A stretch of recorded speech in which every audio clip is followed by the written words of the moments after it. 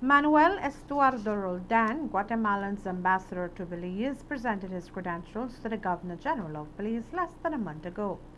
And if you have been watching the news, several issues between Belize and Guatemala have arisen, including the grounding of the Guatemalan gunboat on Glover's Reef and the detention of 4 Belizeans in Santa Cruz last week.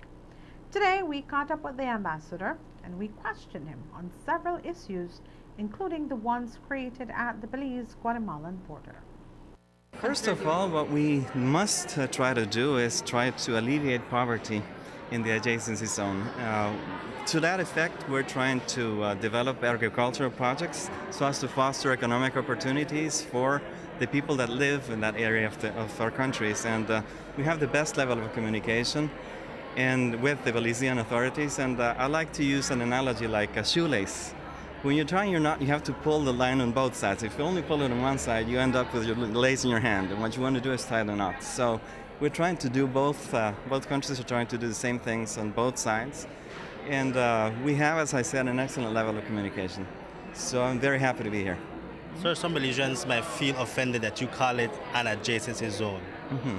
Yes, that's part of the differendum, sir, that you have your opinion, we have ours. And as I said, that is something that is going to take its own course, that is due to be resolved accordingly, and that is something that is not to pollute our daily relationship. So it's two things, completely different things. And now the Guatemalan government, is for going to the ICJ. Yes. The Belizean population is not that sure. But what happens if the Belizean population votes no to the ICJ? How would you go from there? Well, they would have to start all over again. We'd have to start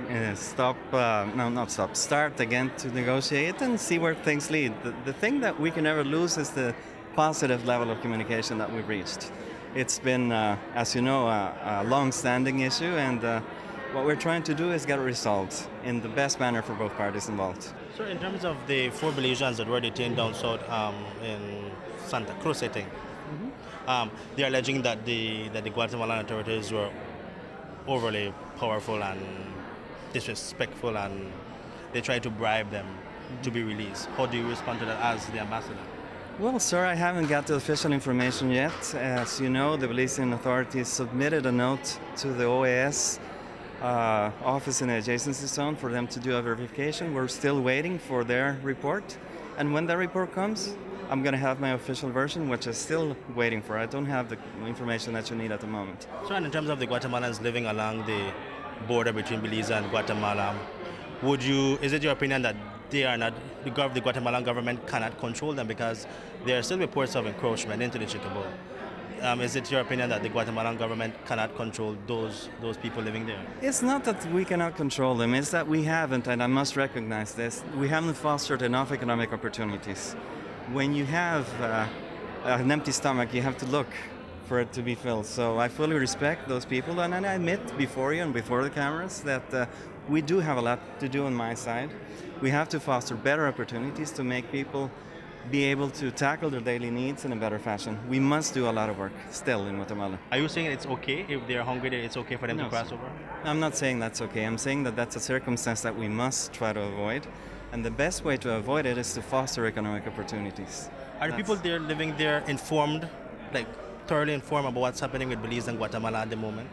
Yes, sir. We're trying to inform them as best as we can. As you might well understand, it's a large country, and we're trying to inform them as we advance in the process, yes. Ambassador Roldan succeeds Ambassador Tejas Miranda.